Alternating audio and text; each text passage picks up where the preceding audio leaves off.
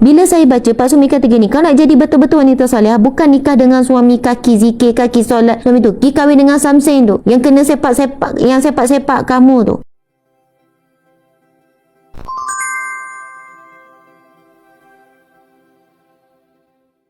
Pagi ni, saya ada baca satu perkongsian tentang pesanan Pak Sumit.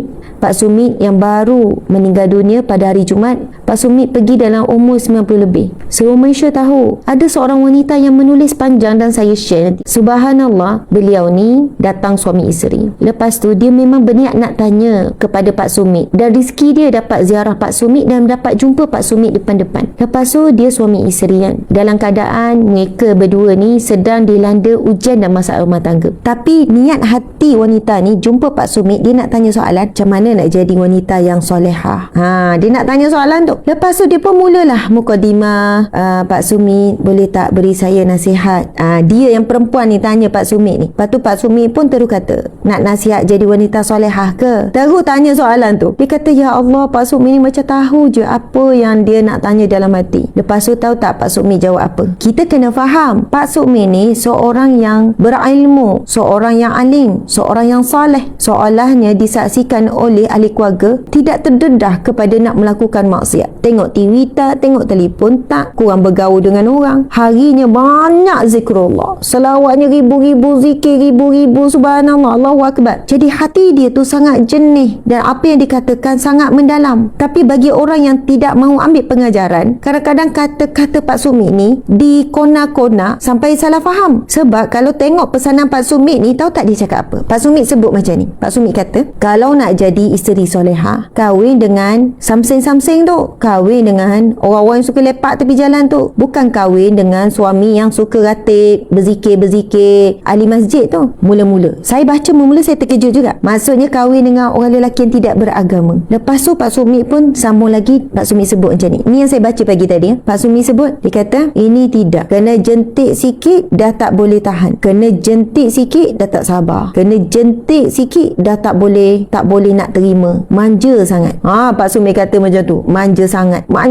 Dan adalah sikit-sikit lagi nasihat Pak Sumit, tapi apa yang saya faham kan, apa yang Pak Sumit cuba sampaikan, Masya Allah, kalau betul kita nak jadi wanita soleh, kita tak boleh manja. Suami tak hargai, terus manja, mulut terus ungkit. Suami marah sikit, manja sangat, mulut tu tak boleh nak tahan, terus sebut panjang je. Suami tegur sikit, hati tu, diri tu manja sangat. Kalau kita tengok sejarah wanita-wanita penghulu syurga, tuan-puan dan mati Allah sekalian, semua hidupnya penuh dengan ujian. Kalau tengok Asia, Nabi pernah menggariskan 4 garisan di atas tanah. Lalu sahabat bertanya, ini hadis yang sahih, ya Rasulullah, apa yang kamu sedang buat? Lalu Nabi kata, 4 garisan ini mewakili 4 penghulu wanita syurga. Pertama, iaitu Maryam. Kedua, iaitu Asia. Yang ketiga, Khadijah. Yang keempat, Fatimah. Dan kalau kita tengok, 4 wanita ini mewakili semua wanita pada hari ini. Yang pertama, Maryam, seorang wanita yang ada anak, tak ada suami. Bila dia mengandung, bila dia melahirkan anak, orang tuduh dia melakukan zina, orang tuduh dia wanita yang kotor, dan dia membesarkan anak dalam keadaan tanpa suami sampai bila-bila dan tidak bernikah. Muslimin muslimat, kehidupannya dengan penuh fitnah, tetapi Allah yang berikan dia mengandung tanpa seorang suami. Subhanallah, hari ini wanita-wanita suri ibu tunggal kena jadikan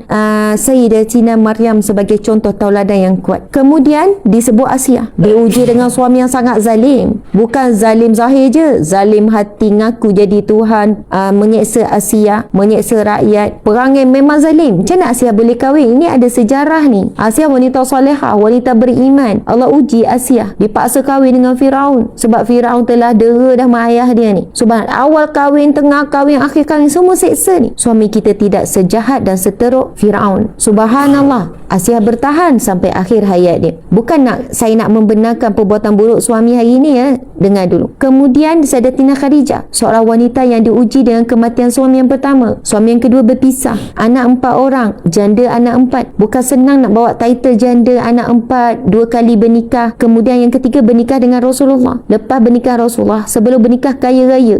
Lepas bernikah dengan Rasulullah jatuh miskin. Bukan sebab Khadijah tak pandai urus perniagaan tak, tetapi dibelanjakan seluruh seluruh harta untuk perjuangan Islam. Sanggup hidup susah sampai tak cukup makan, diboikot tanpa makanan, sampai nak bagi susu dekat anak dia pun tak keluar susu, keluar darah. Subhanallah, bukan senang syurga nak diperoleh walaupun seorang manusia, seorang wanita yang bernama Khadijah. Kalau kita fikir, Khadijah pilihan Nabi, Allah takdirkan Khadijah wanita pertama yang bertakhta di hati Rasulullah, yang menjadi wanita yang berkongsi susah dan payah. Kalau kita fikir Khadijah mudah masuk syurga, tapi tidak. Ujian demi ujian, sakit, perit, lapar, macam-macam ujian. Kemudian Fatimah, seorang wanita anak dia Rasulullah yang juga diuji dengan kesusahan hidup, tapi redha sebab pilihan suaminya adalah untuk sentiasa pergi perang, sentiasa menjalankan dakwah, memilih kehidupan yang zuhud. Subhanallah, subhanallah. Jadi Fatimah ni daripada lahir kanak-kanak remaja, pernah Fatimah memakai kalung, lalu dia kan sangat happy, dia ada dapat kalung, dia sangat happy. Kemudian Rasul menegur, bimbang sekiranya Fatimah sudah ada rasa cinta pada dunia, bimbang jika dikalungkan dengan kalungan api neraka Allah. Fatimah dalam keadaan baru nak happy, nama pun remaja, suka dapat kalung, seronok, cantik, tapi terus ditegur oleh ayandanya, dibimbangi dalam hati Fatimah itu sudah ada cinta pada dunia, takut dikalungkan dengan kalungan api neraka.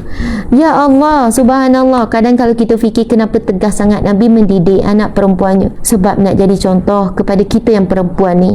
Muslimin muslimat dimati Allah sekalian, saya nak kembali kepada pesanan Pak Sumi. Pak Sumi seolahnya menjentik dan mengetuk hati saya juga, mengetuk pintu hati saya juga. Bila saya baca Pak Sumi kata gini, kau nak jadi betul-betul wanita soleh, bukan nikah dengan suami kaki zikir, kaki solat, suami tu pergi kahwin dengan Samseng tu, yang kena sepak-sepak, yang sepak-sepak kamu tu. Manja sangat orang perempuan sekarang, diuji manja sangat, kena jentik pun dan dah berubah dah perangai dah tak elok dah. Apa yang difahami pesanan Pak Sumi ni, soalahnya Pak Sumi nak sampaikan, subhanallah, kalau betul nak jadi wanita salihah, kita pasti akan diuji Allah. Orang kata kalau berjuang tapi tak ada ujian, itu bukan berjuang. Kalau buat kerja dakwah tak kena maki, belum buat kerja dakwah. Kalau kita ni katanya menyebarkan agama Allah tapi tidak difitnah, maka belum sebarkan agama Allah. Soalannya begitu, sebab itulah laluan dan jalannya. Tapi kita pula katanya ada isi solehah, kalau tak diuji, kita belum meniti jalan isi solehah.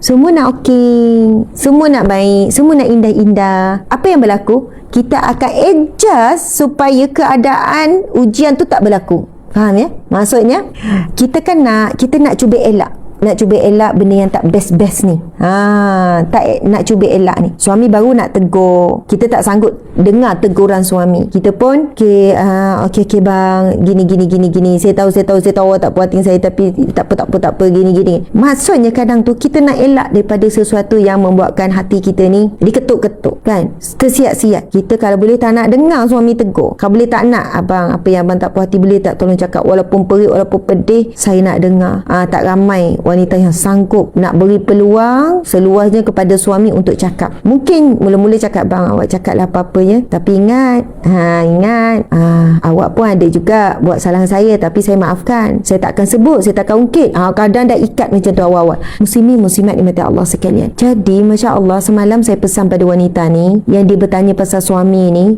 maksudnya soalan dia tu, soalan ni nak mau pisah, dia tak tahan dengan akhlak suami yang suka tengok benda yang tak elok, benda maksiat melalui telefon. Dia kata suami dia suka tengok perempuan yang tak elok dekat telefon. Kita faham dah tu. Lepas tu suami dia tak jaga solat, subuh lagi lah tinggal terus. Lepas tu dia kata, Sazah, saya pun sebenarnya subuh kadang-kadang tinggal, dah sedar, lepas tu sambung tidur balik sebab anak belum pergi sekolah, suri rumah pula tu. Jadi kalau anak pergi sekolah, mungkin ibu ni paksa diri juga bangun. Tapi sekarang anak ni belum sekolah, anak 3 tahun dengan yang baby. Dia kata kadang subuh tak semayang Ustazah, saya pun sama, suami saya lagi teruk. Jadi wanita yang saya jumpa semalam ni, subhanallah, dia menjentik hati saya. Lepas tu kan anak saya pun dengar perbualan cerai, nak cerai tu tak dengar, tapi perbualan yang dia tanya pasal, prosedur solat kat masjid ni kena tunggu solat jemaah. Saya ada cerita sikit seorang wanita saya jumpa semalam, Zohor, dia tak tahu yang kat masjid tu kena tunggu untuk solat jemaah. Dia solat dulu lepas azan. Dia kata saya tak tahu prosedur masjid macam tu. Maksudnya dia tak biasa. Anak saya yang sedang dengar, dia kata, Umi, dia tak tahu kalau kat masjid tu kita kena tunggu untuk solat jemaah. Macam tu lah ayat dia kan. Lepas tu saya kata, Atikah, bukan semua orang ada peluang pendedahan agama, latar belakang keluarga berbeza. Tapi saya pun kata, Atikah, tapi wanita tadi tu baik sangat kan. Dia kata, ya betul, Atikah nampak dia baik, dia macam lurus, macam dia tanya Umi tu tegur terus je. Jadi Masya Allah, kita pun nampak wajah dia tu kan susah hati pasal suami, susah hati pasal adik-beradik. Saya dah tegur daripada saya, tapi ada lagi yang tak nak pakai tudung. Tak apa, seterusnya kamu tegur dengan hati. Maksud Ustazah tegur dengan hati, doa. Kamu doa. Sebab kamu dah tegur kan, kamu dah kena marah juga, dah kena warning. Tak apalah, kamu tegur dengan hati, tapi pastikan masa berdoa sebut nama adik-beradik yang kita harap akhirnya akan menutup aurat. Masya Allah, muslimin muslimat di mata Allah sekalian. Dapat sesuatu tak daripada pesanan Pak Sumi tadi? Maksudnya kalau kita betul nak jadi orang beriman, Allah dah berfirman, jangan kamu kata kamu orang yang beriman, jangan kamu kata kamu ini orang beriman selagi mana kamu tidak diuji oleh Allah. Maksudnya kalau kita nak jadi orang mukmin, orang beriman, pasu hidup kita tak ada ujian, oh kita tak boleh jadi orang beriman.